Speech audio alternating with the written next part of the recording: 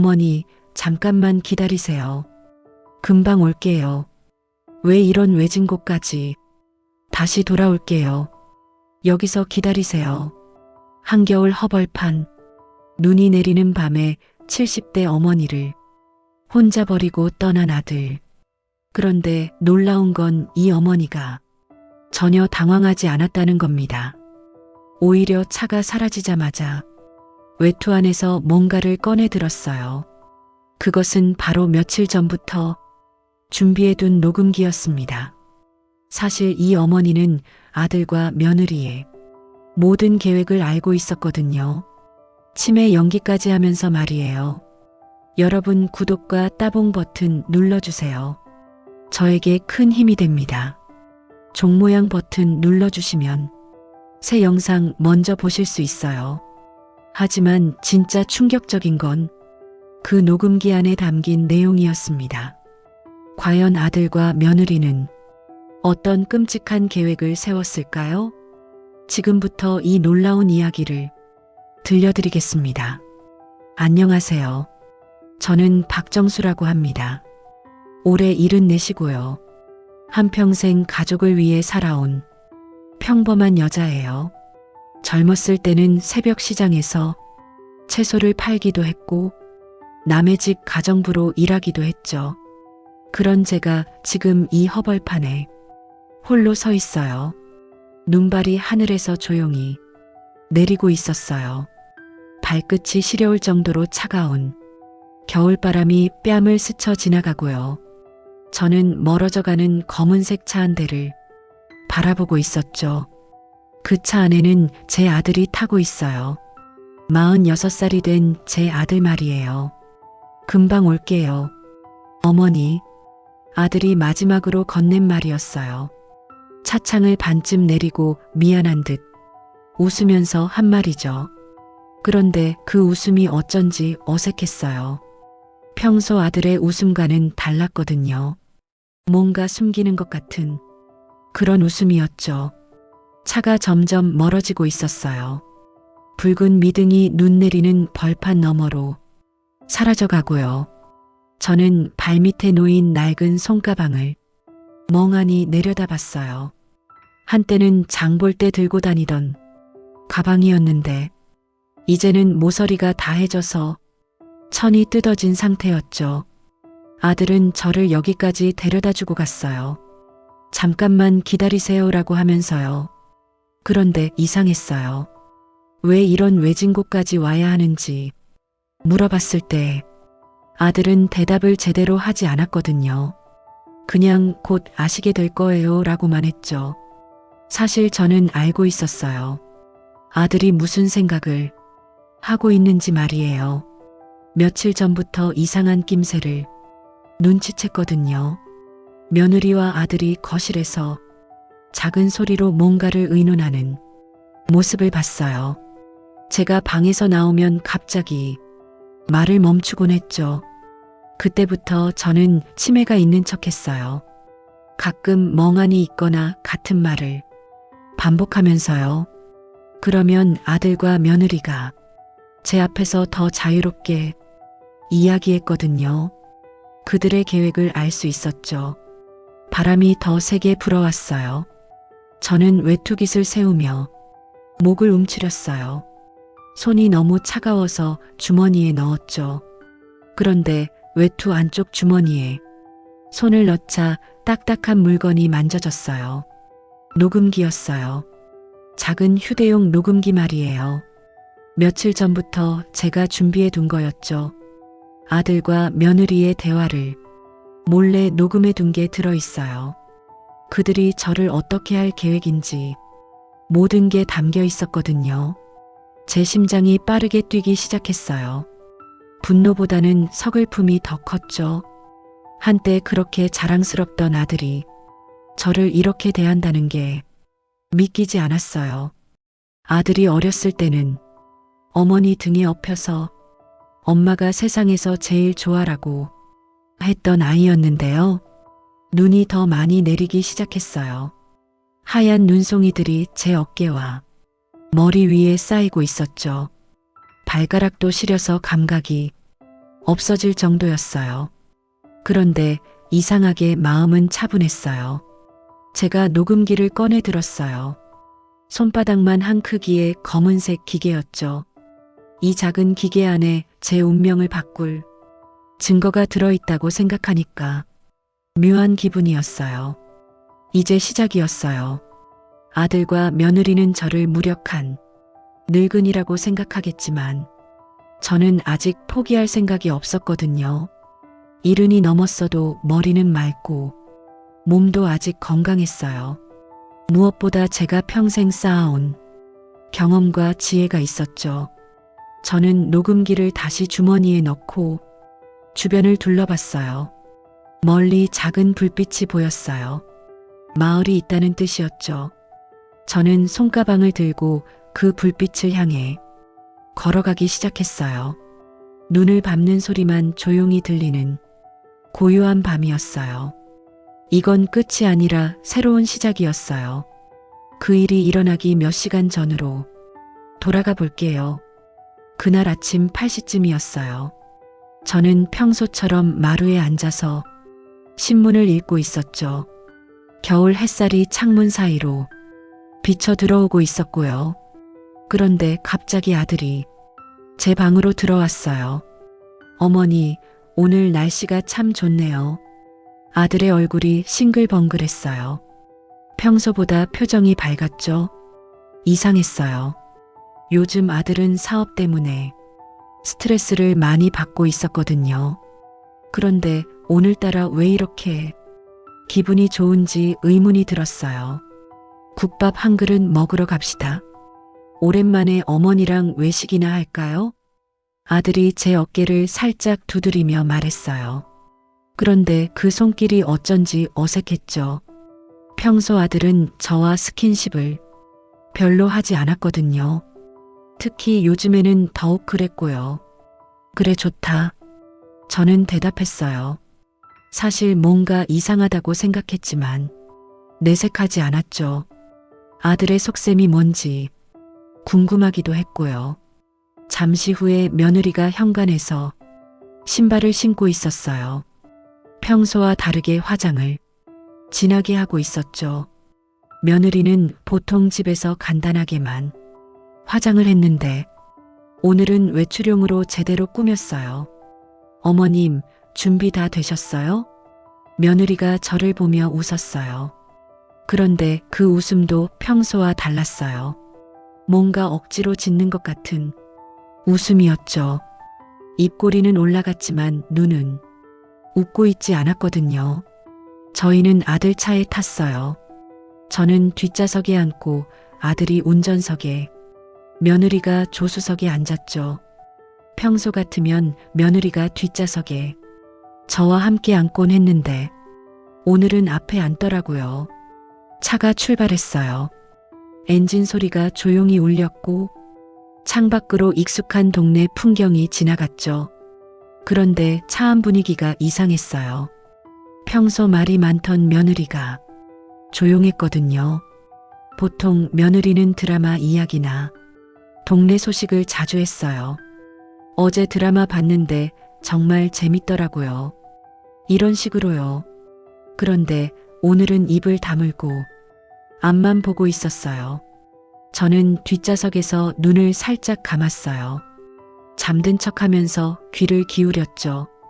노인들이 잠을 많이 자는 건 자연스러운 일이니까 의심받지 않을 거라고 생각했어요. 잠시 후에 아들과 며느리가 작은 소리로 이야기하기 시작했어요. 진짜 괜찮을까? 며느리의 목소리였어요. 불안해하는 것 같았죠. 괜찮다고 했잖아. 걱정 말고. 아들이 대답했어요. 그런데 아들 목소리도 확신이 서지 않는 것 같았어요. 그래도 어머님이 눈치채시면 어떡해? 늙은이가 뭘 안다고? 요즘 깜빡깜빡 하시잖아. 아들의 말에 제 가슴이 답답해졌어요. 늙은이라고 무시하는 투였거든요. 저는 요즘 가끔 건망증이 있긴 했지만 그렇게 심하지는 않았어요. 치매 얘기도 나왔잖아. 며느리가 더 작은 소리로 말했어요. 응, 그러니까 더 쉬워. 치매라고 하면 다들 이해하거든. 제 심장이 빠르게 뛰기 시작했어요. 치매라는 말이 나왔을 때 무슨 얘기인지 대충 짐작이 갔어요. 저를 요양원에 보내려는 계획인 것 같았죠. 차가 신호등에 멈췄어요. 저는 눈을 살짝 뜨고 앞좌석을 봤어요. 아들과 며느리가 서로 눈을 마주치며 뭔가 확인하는 듯한 표정을 짓고 있었어요. 오늘만 넘기면 돼. 아들이 중얼거렸어요. 저는 입술을 꽉 깨물었어요. 화가 났지만 참았죠. 지금 당장 뭐라고 하면 안 될 것 같았어요. 일단 그들이 무슨 계획을 하고 있는지 더 알아봐야 했거든요. 차가 다시 출발했어요. 창밖으로 새로운 풍경이 지나가고 있었죠.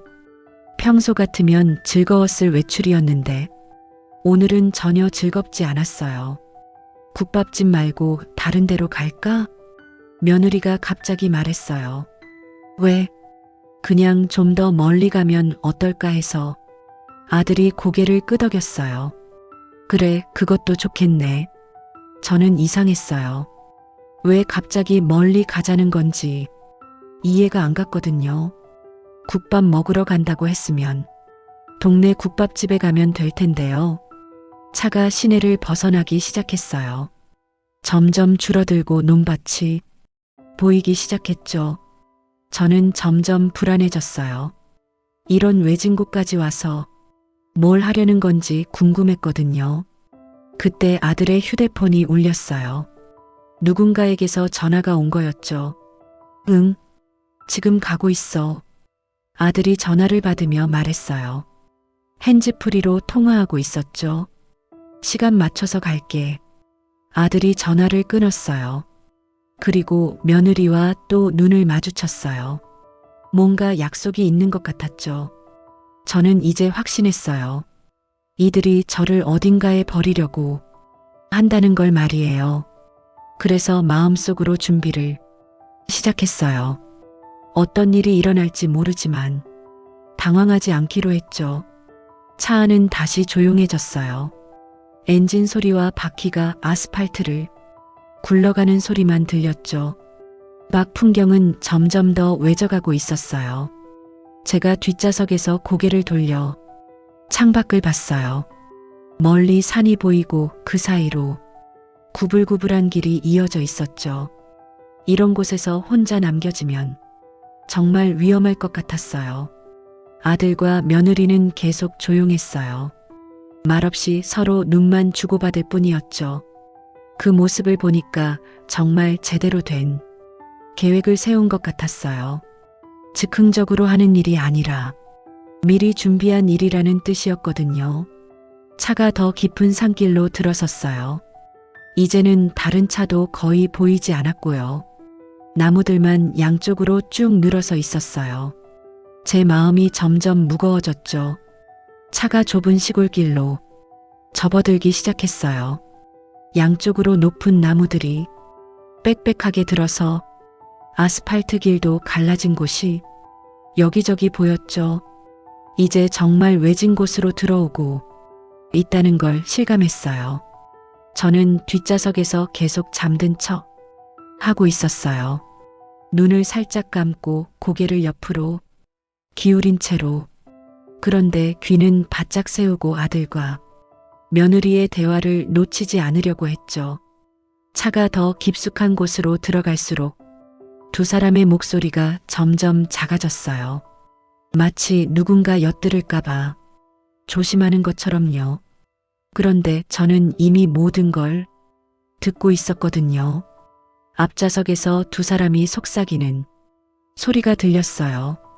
정확히 무슨 말인지는 들리지 않았지만 뭔가 중요한 얘기를 하고 있다는 건 알 수 있었죠. 목소리 톤이 평소와 달랐거든요.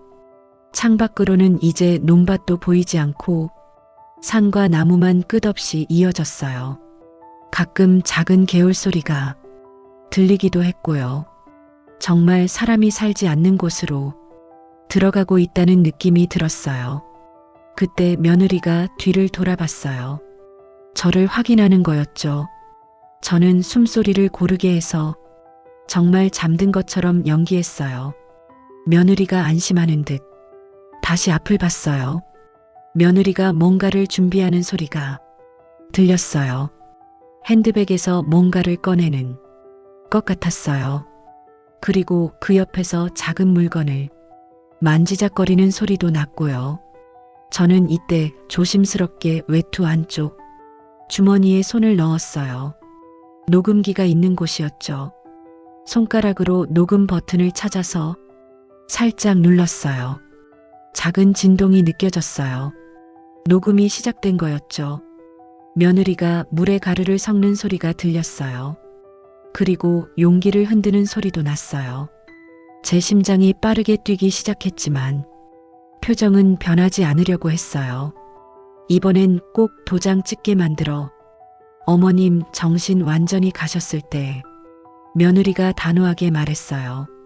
이 말만큼은 또렷하게 들렸죠. 그 말을 들으니까 모든 퍼즐이 맞춰졌어요. 이들은 저에게 약을 먹여서 정신을 흐리게 만든 다음 요양원 입소 동의서에 제 도장을 찍게 만들 계획이었던 거예요. 아들이 고개를 떨구었어요. 백미러로 봤을 때 정말 괴로워하는 표정이었어요. 그래도 아직 양심이 남아있는 모양이었죠. 하지만 결국 며느리의 설득에 넘어가는 것 같았어요. 며느리가 뭔가를 계속 설명하고 있었어요. 저의 연금과 퇴직금에 대한 얘기, 요양원비 지원에 대한 얘기들이었죠. 제 돈으로 그들의 빚을 해결하려는 계획이 다 드러나고 있었어요. 아들이 한숨을 쉬었어요. 정말 깊은 한숨이었죠. 그리고 마침내 동의하는 것 같은 대답을 했어요. 저는 그 순간 녹음기가 제대로 작동하고 있는지 다시 한번 확인했어요. 손가락으로 살짝 만져보니까 여전히 작은 진동이 느껴졌어요. 다행히 잘 녹음되고 있는 것 같았죠. 며느리가 뒤를 돌아봤어요. 그리고 저를 살짝 흔들었어요. 이제 본격적으로 실행에 옮기려는 거였죠. 어머님, 어머님. 저는 깜짝 놀란 척하며 눈을 떴어요. 어디야? 여기가. 일부러 약간 멍한 표정을 지었어요. 며느리가 준비해둔 물병을 건넸어요. 목이 마르지 않냐고 물으면서요. 저는 그 물병을 받아들었어요. 냄새를 맡아봤는데 별다른 냄새는 나지 않았어요. 하지만 물이 살짝 뿌연 걸 보니까 확실히 뭔가 탄 것 같았어요. 저는 물병을 입에 가져갔어요. 그런데 실제로는 마시지 않았어요.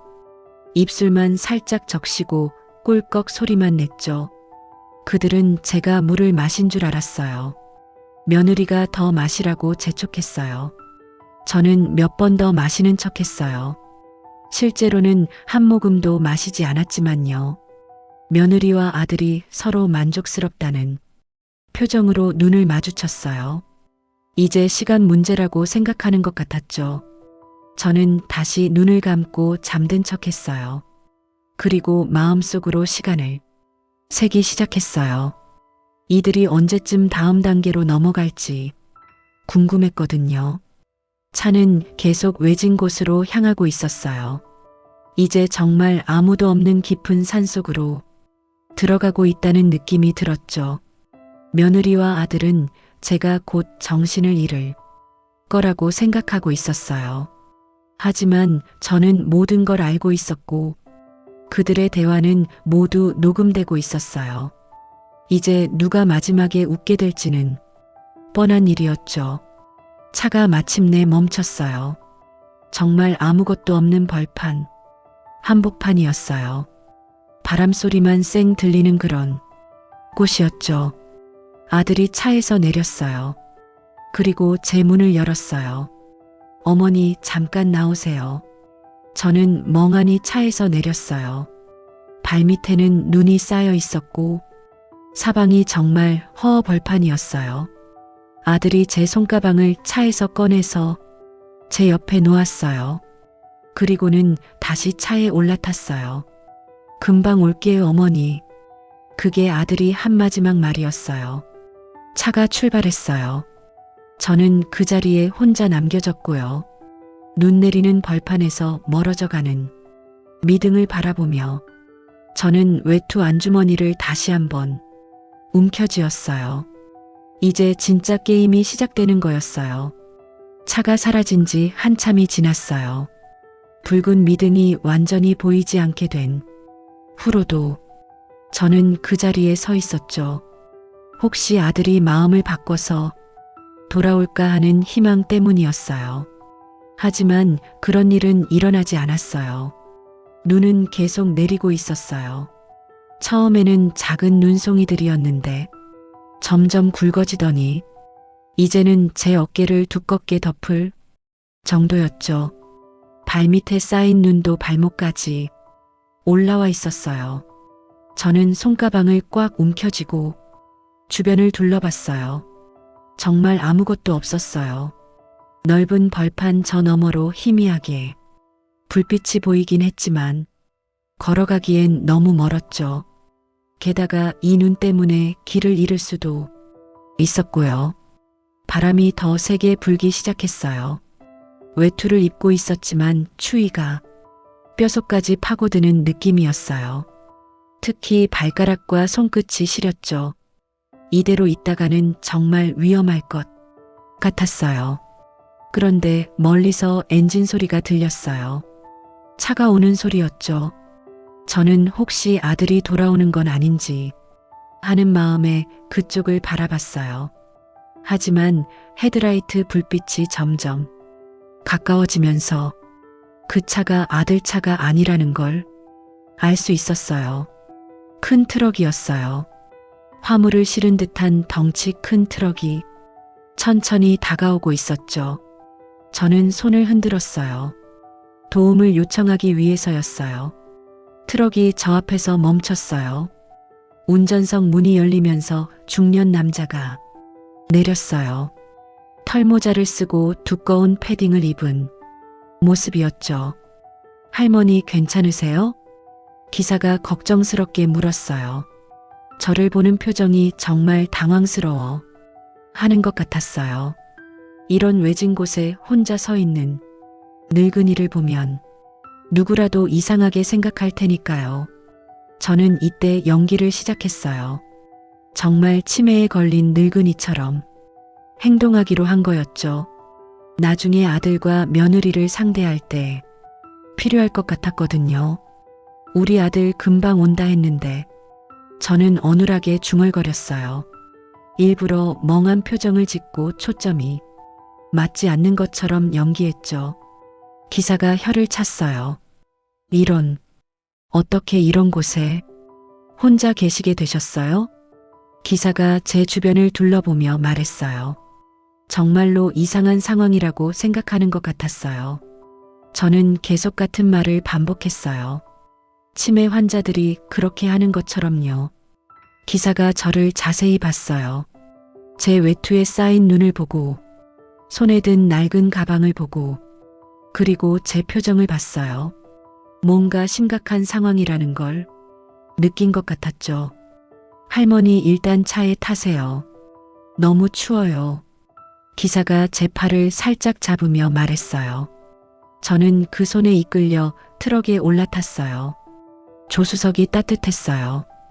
히터에서 나오는 바람이 얼굴에 닿자 정말 살 것 같았죠. 기사가 몇 가지 질문을 했어요. 이름이나 집 주소 같은 것들이었는데 저는 일부러 헷갈리는 대답을 했어요. 계속 치매 연기를 한 거였죠. 기사가 한참 생각하더니 자기 휴대폰을 꺼냈어요. 일단 경찰서에 신고해야겠어요. 기사가 신고 전화를 걸기 시작했어요. 저는 속으로 안도했어요. 이렇게 되면 공식적인 기록이 남게 되거든요. 기사가 상황을 설명했어요. 외진 곳에서 혼자 서 있던 늙은이를 발견했다고, 치매 의심 증상이 있다고 말했어요. 저는 그 말을 들으면서 외투안 주머니를 만졌어요. 녹음기가 여전히 거기 있었어요. 단단하고 차가운 느낌이 저를 안심시켜줬죠. 기사가 전화를 끊었어요. 가까운 파출소로 가자고 하네요. 거기서 가족도 연락해서 찾을 거래요. 저는 고개를 끄덕였어요. 사실 이게 제가 바라던 상황이었어요. 공식적인 절차를 거쳐야 나중에 유리할 테니까요. 트럭이 다시 출발했어요.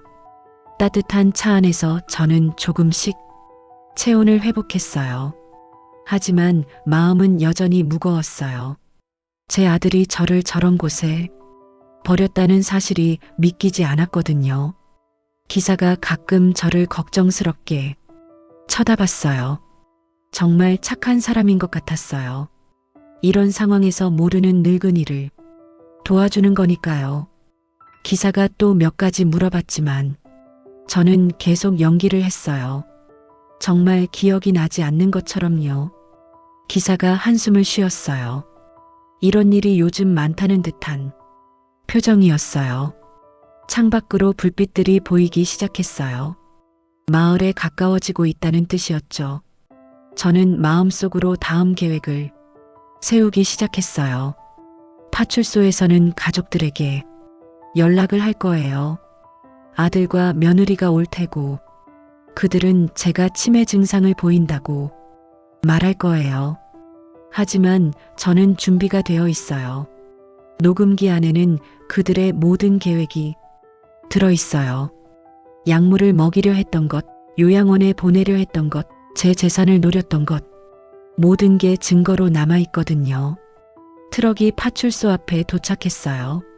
작은 건물이었지만 불빛이 환하게 켜져 있었어요.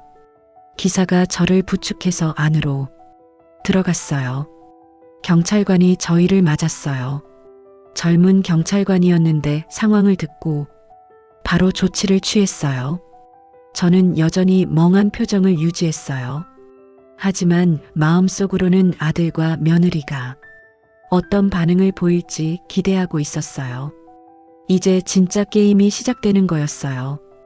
파출소 안은 따뜻했어요. 오래된 난로에서 나오는 열기가 작은 공간을 가득 채우고 있었죠. 벽에는 여러 가지 안내문들이 붙어 있었고 낡은 책상 위에는 서류들이 쌓여 있었어요. 젊은 경찰관이 저를 의자에 앉혔어요.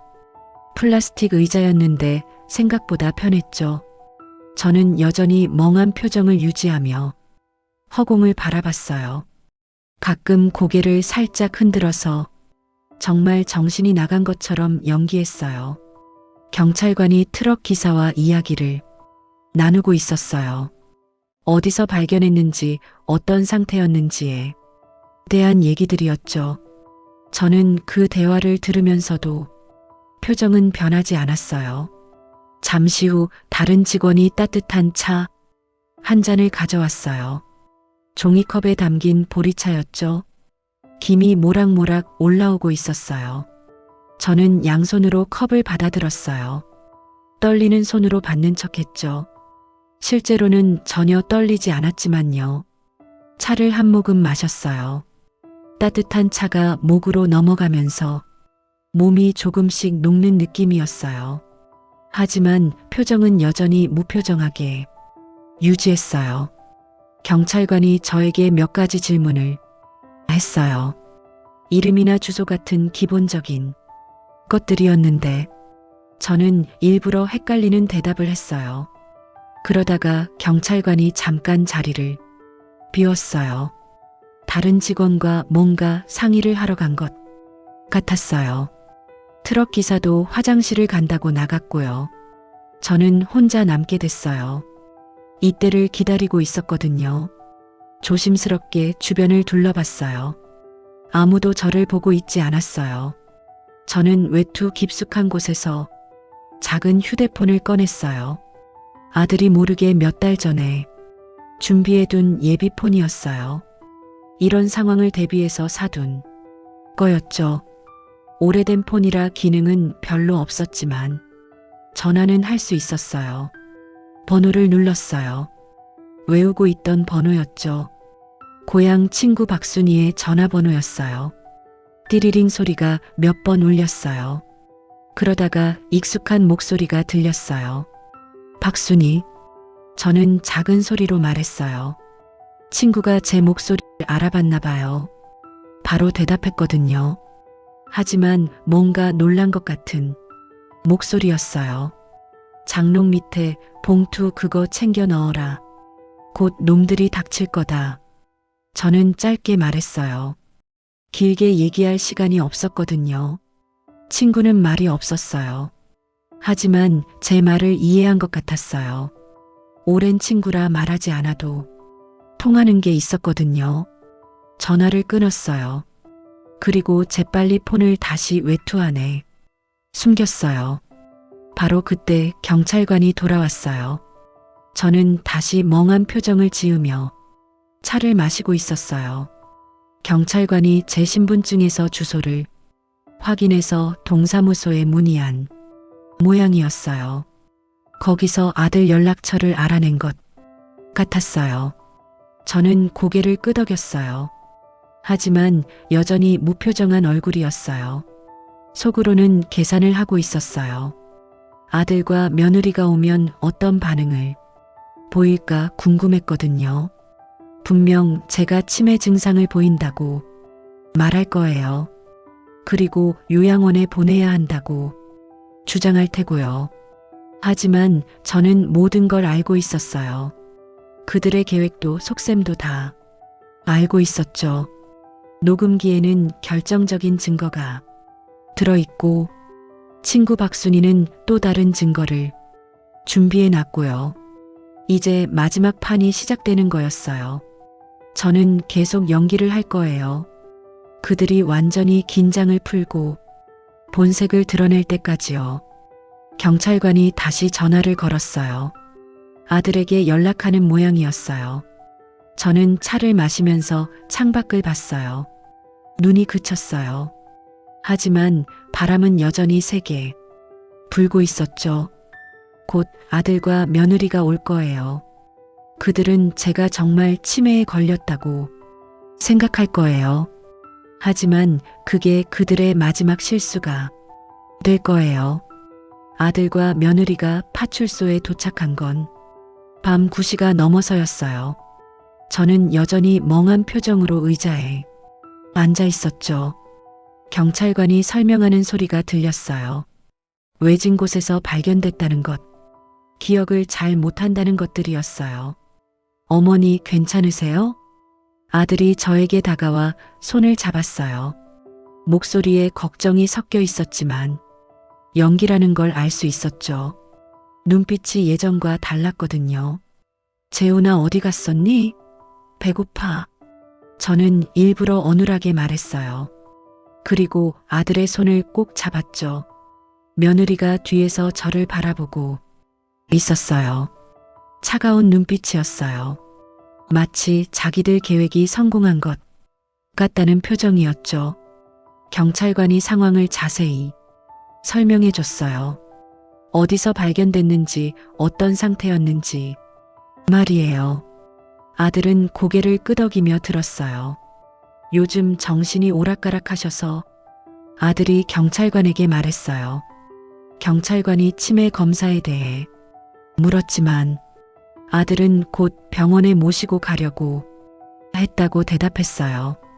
목소리가 슬픈 척하고 있었지만 속마음은 다르다는 걸 알 수 있었어요. 저는 계속 연기를 했어요. 가끔 헛소리를 하고 같은 말을 반복하고 심지어 입가에 침을 흘리기도 했죠. 정말 정신이 나간 노인처럼 보이려고 했어요. 며느리가 저를 보는 눈빛이 점점 더 차가워졌어요. 이제 완전히 확신하는 것 같았어요. 제가 정말 치매에 걸렸다고 말이에요. 집으로 돌아가는 차 안에서도 저는 계속 연기했어요. 창밖을 멍하니 바라보고 가끔 중얼거리고 어디 가는지 묻기도 했어요. 아들과 며느리가 서로 눈을 마주쳤어요. 이제 확실하다는 표정이었어요. 집에 도착해서도 저는 연기를 계속했어요. 현관에서 신발을 제대로 못 벗고 거실에서 어리둥절해하고 화장실이 어디냐고 물어보기도 했어요. 며느리가 저를 방으로 데려갔어요. 평소 제가 쓰던 방이었죠. 저는 침대에 앉았어요. 그리고 주변을 둘러보며 여기가 어디냐고 물었어요. 며느리가 한숨을 쉬었어요. 이제 완전히 안심하는 것 같았어요.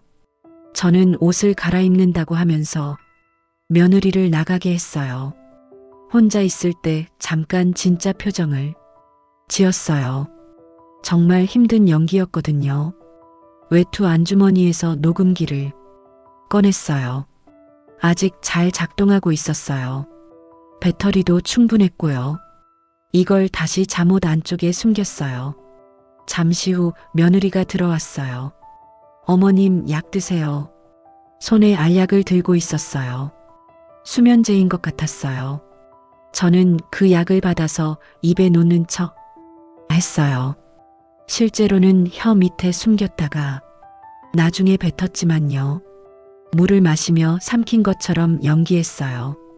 며느리가 나가면서 푹 주무시라고 했어요. 저는 이불을 덮고 누웠어요. 하지만 잠들지 않았어요. 귀를 기울이고 있었거든요. 거실에서 아들과 며느리가 대화하는 소리가 들렸어요. 처음엔 작은 소리였는데 점점 목소리가 커졌어요. 제가 잠들었다고 생각하는 모양이었어요. 확실한 것 같다. 며느리의 목소리였어요. 정말 치매인가 봐. 아들이 대답했어요. 며느리가 내일 법무사 만나기 전에 한 번 더 확인해 보자고 했어요. 서류들을 보여주고 반응을 봐보자는 거였죠. 아들이 동의했어요. 법무사는 오후 2시에 오기로 했다고 했어요. 저는 더 자세히 듣기 위해 살짝 일어나서 문 쪽으로 가까이 갔어요. 그들의 대화가 더 잘 들렸어요.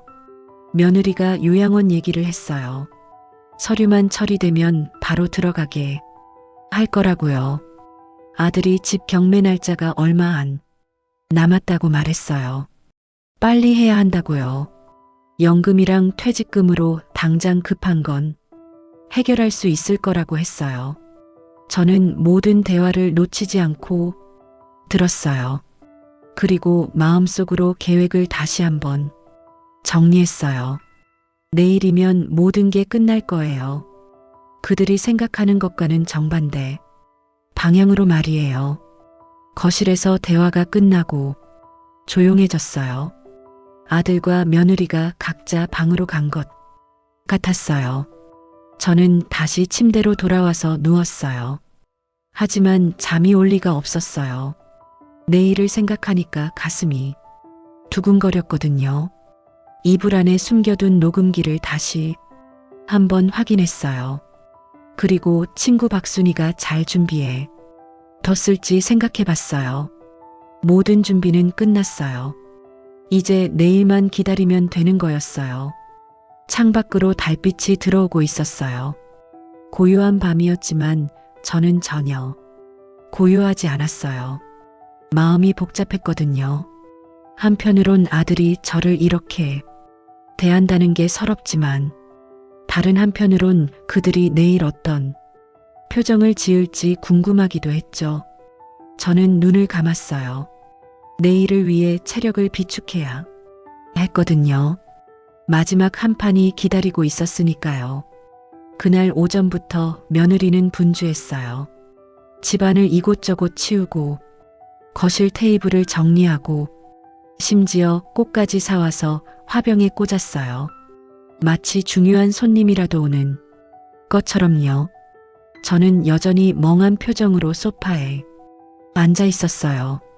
가끔 같은 말을 중얼거리고 텔레비전을 켰다 껐다 하면서 정말 정신이 나간 것처럼 연기했죠. 아들은 아침부터 계속 전화 통화를 했어요. 누군가와 약속 시간을 확인하는 것 같았어요. 목소리가 평소보다 높았어요. 점심을 먹을 때도 저는 계속 연기했어요. 숟가락을 떨어뜨리고 밥을 흘리고 반찬이 뭐냐고 물어보기도 했어요. 며느리가 저를 보는 눈빛이 점점 더 확신에 차 있었어요. 며느리가 오늘 손님이 온다고 말했어요. 저는 누구냐고 물어봤지만 자세히 설명하지는 않았어요.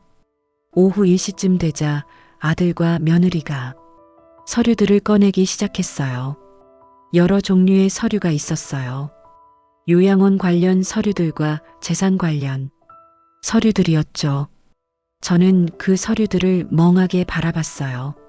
실제로는 모든 내용을 파악하고 있었지만 모르는 척했어요. 오후 2시 정각에 초인종이 울렸어요. 며느리가 나가서 문을 열었어요. 중년 남자가 들어왔어요. 양복을 입고 서류 가방을 들고 있었죠. 안녕하세요. 김철수입니다. 그 사람이 인사했어요. 아들과 며느리가 반갑게 맞았어요. 저는 여전히 소파에 앉아서 그 사람을 멍하니 바라봤어요. 법무사가 테이블에 자리를 잡고 서류를 펼쳤어요. 여러 가지 문서들이 나왔어요. 요양원 입소 동의서, 재산관리 위임장, 그리고 기타 서류들이었죠. 법무사가 저를 보며 치매 증상이 있다는 얘기를 들었다고 했어요. 그리고 저에게 간단한 질문들을 했어요. 이름, 나이, 주소 같은 것들이었는데 저는 일부러 헷갈리는 척하면서 대답했어요. 법무사가 증상이 꽤 진행된 것 같다고 고개를 끄덕했어요. 그리고 본격적으로 서류 설명을 시작했어요. 요양원에 들어가야 한다는 것, 재산 관리를 아들에게 맡겨야 한다는 것들이었어요. 저는 멍하니 듣고 있는 척했어요. 가끔 고개를 끄덕이기도 하고 이해 못하겠다는 표정을 짓기도 했어요. 여기 도장만 찍으시면 됩니다. 법무사가 서류를 제 앞에 밀었어요. 아들이 제 옆에 와서 앉았어요. 그리고 제 손을 감싸주었어요. 어머니, 여기 도장만 찍으시면 돼요. 아들의 목소리가 다정했어요. 하지만 속마음은 다르다는 걸 알 수 있었죠. 며느리는 옆에서 흐뭇하게 바라보고 있었어요. 마치 모든 게 순조롭게 진행되고 있다는 표정이었어요. 저는 떨리는 손으로 도장을 들었어요. 인주에 찍어서 서류 위에 가져갔어요. 모든 사람이 그 순간을 지켜보고 있었어요. 그런데 그 순간 저는 갑자기 탁자를 쾅 내리쳤어요. 모든 사람이 깜짝 놀랐어요. 저는 천천히 일어났어요.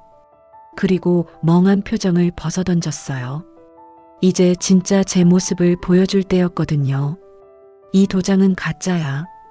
저는 손에 들고 있던 도장을 탁자에 던졌어요. 아들과 며느리가 당황한 표정을 지었어요. 무슨 일인지 이해하지 못하는 것 같았어요. 저는 외투 안쪽 주머니에서 뭔가를 꺼냈어요. 진짜 인감 도장이었어요. 그리고 그 옆에서 작은 녹음기도 꺼냈어요. 이게 진짜 도장이지. 저는 진짜 도장을 흔들며 말했어요. 아들과 며느리의 얼굴이 하얗게 변했어요. 그리고 이것도 들어봐. 저는 녹음기에 재생 버튼을 눌렀어요. 곧 며느리의 목소리가 흘러나왔어요. 이번엔 꼭 도장 찍게 만들어. 어머님 정신 완전히 가셨을 때.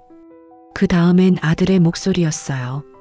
약물과 요양원에 대한 계획들이 고스란히 들려왔어요. 녹음기에서 나오는 소리에 방안이 조용해졌어요. 법무사도 깜짝 놀란 표정이었어요. 며느리가 녹음기를 빼앗으려고 손을 뻗었어요. 하지만 저는 재빨리 피했어요. 이게 다 가짜예요. 어머님이 정신이 나가서. 며느리가 소리쳤어요. 하지만 녹음기는 계속 재생되고 있었어요. 그들이 저를 버리려던 계획, 약물을 먹이려던 계획, 재산을 가로채려던 계획이 모두 나오고 있었어요. 아들이 녹음기를 끄려고 했어요. 만지지 마. 저는 큰 소리로 말했어요. 법무사가 상황을 파악한 것 같았어요. 이건 완전히 다른 문제네요. 법무사가 중얼거렸어요. 며느리가 계속 변명했어요. 하지만 녹음기 안의 목소리는 너무나 선명했어요. 누가 들어도 진짜라는 걸 알 수 있었어요. 어머니, 이게 무슨... 아들이 떨리는 목소리로 말했어요. 무슨이 아니라 들은 그대로야. 너희가 날 어떻게 할 계획이었는지 다 알고 있어. 저는 단호하게 말했어요. 그때 또 다른 초인종 소리가 들렸어요. 저는 미리 전화해둔 사람들이 온 거라는 걸 알았어요. 며느리가 문을 보러 갔다가 깜짝 놀라면서 돌아왔어요. 경찰이 왔어요. 제 친구 박순이가 미리 신고해둔 거였어요. 노인 학대 신고요. 경찰관 2명이 들어왔어요. 그리고 상황을 설명해 달라고 했어요. 저는 녹음기를 다시 처음부터 틀었어요. 경찰관들이 진지하게 들었어요. 아들과 며느리는 아무 말도 할 수 없었어요. 증거가 너무나 확실했거든요. 법무사도 서류를 정리하기 시작했어요. 이 상황에서는 어떤 서류도 처리할 수 없습니다. 법무사가 말했어요. 경찰관이 아들과 며느리에게 질문하기 시작했어요. 녹음기 내용에 대한 것들이었어요. 며느리는 계속 부인했지만 아들은 점점 고개를 숙였어요. 양심이 남아있는 모양이었어요. 저는 그 모습을 지켜보며 복잡한 마음이었어요. 화가 나면서도 한편으론 서러웠거든요. 이제 모든 게 드러났어요. 그들의 계획도 제 준비도 모든 게 말이에요. 그때 밖에서 사이렌 소리가 들렸어요. 경찰차 한 대가 더 온 것 같았어요. 그리고 얼마 지나지 않아 현관문이 벌컥 열렸어요. 경찰관들과 함께 낯선 사람들이 몇 명 들어왔어요. 정장을 입고 서류를 든 사람, 채권자들인 것 같았어요. 박재훈 씨 맞습니까? 그중 한 명이 아들에게 물었어요. 아들의 얼굴이 더욱 하얗게 변했어요. 모든 게 한꺼번에 덮쳐온 거였어요. 그 사람이 집행영장이라며 서류를 내밀었어요. 오늘부로 이 집은 경매 처리된다고 했어요. 집안이 완전히 아수라장이 됐어요. 경찰은 녹음기 증거를 확인하고 있었고, 채권자들은 집안을 둘러보고 있었고, 법무사는 황급히 자리를 뜨려고 했어요. 며느리가 갑자기 저에게 달려왔어요. 어머님, 이 모든 게 오해예요. 하지만 저는 그냥 차갑게 바라봤어요. 아들이 무릎을 꿇고 제 다리에 매달렸어요. 어머니 잘못했어요. 제발. 눈물을 흘리면서 애원했어요. 하지만 이미 늦었어요. 저는 그 손을 조용히 떨쳐냈어요. 그날 내가 날 벌판에 버렸을 때 넌 내 딸이 아니었다. 제 목소리는 차갑고 단호했어요. 아들이 더욱 울부짖었어요. 하지만 저는 마음을 돌리지 않았어요. 경찰관이 아들과 며느리에게 수갑을 채웠어요. 노인 학대와 사기 혐의였어요. 며느리가 끝까지 억울하다고 소리쳤어요. 하지만 증거는 너무나 명확했어요. 아들은 끌려가면서 계속 저를 돌아봤어요. 하지만 저는 창밖만 바라보고 있었어요. 채권자들도 할 일을 마치고 나갔어요. 법무사는 이미 사라진 후였고요. 갑자기 집안이 조용해졌어요. 저는 거실 한복판에 혼자 남았어요. 소파에 앉아서 주변을 둘러봤어요. 어수선해진 집안이 보였어요. 하지만 이상하게 마음은 편했어요. 며칠이 지났어요. 아들과 며느리는 구속됐고 집은 경매로 넘어갔어요. 저는 임시로 친구 박순이 집에 머물고 있었어요. 그 친구가 준비해뒀던 건 제 예금 통장과 중요한 서류들이었어요. 몇 년 전에 미리 맡겨둔 거였죠. 혹시 모를 상황에 대비해요. 오늘은 새로 구한 작은 원룸에서 첫날 밤이에요. 크지는 않지만 제가 혼자 살기엔 충분한 공간이었어요. 베란다에 작은 화분을 하나 놨어요. 철쭉이 막 피기 시작했어요. 봄이 오고 있다는 증거였죠. 커피 한 잔을 들고 그 꽃을 바라봤어요. 향기가 좋았어요. 외투를 정리하다가 그 녹음기를 다시 발견했어요.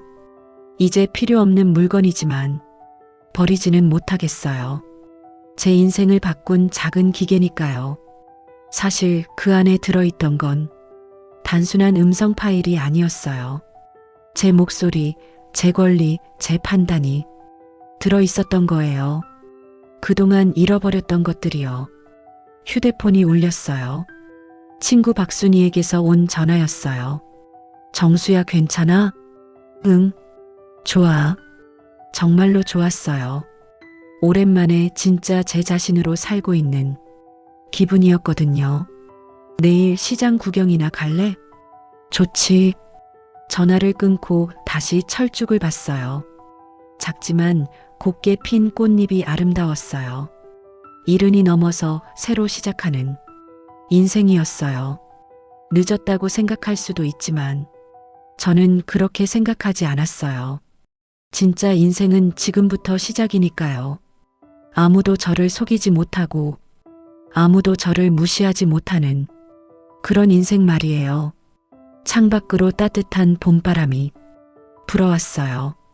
새로운 계절이 시작되고 있었어요. 그리고 저도 새로운 인생을 시작하고 있었어요. 74세 새 출발이었죠. 이 이야기를 보시면서 어떤 생각이 드셨나요? 박정수 할머니의 이야기는 단순한 복수극이 아닙니다. 이것은 우리 모두가 겪을 수 있는 현실이거든요. 나이가 들면 무력해진다는 편견, 가족이라면 무조건 믿어야 한다는 착각이 얼마나 위험한지 보여주는 이야기예요. 할머니가 치매 연기를 하면서도 끝까지 정신을 놓지 않으셨던 건 단순히 똑똑해서가 아니었어요. 평생 쌓아온 경험과 지혜, 마지막까지 포기하지 않는 의지가 있었기 때문이죠. 우리 부모님들도 지금 이 순간 누군가의 탐욕 앞에 무력하게 노출되어 있을지 모릅니다. 나이가 들었다고 해서 판단력이 흐려지는 건 아니에요. 오히려 더 예리해질 수도 있거든요. 가족이든 누구든 소중한 사람을 함부로 대해서는 안 됩니다. 특히 우리를 키워주신 부모님을 말이에요. 이 영상이 조금이라도 도움이 되셨다면 구독과 따봉 버튼 꼭 눌러주세요. 여러분의 작은 관심이 저에게는 정말 큰 힘이 됩니다. 그리고 오늘 집에 가시면 부모님께 안부 전화 한 통 드려보시는 건 어떨까요? 오늘도 열심히 산 당신을 응원합니다.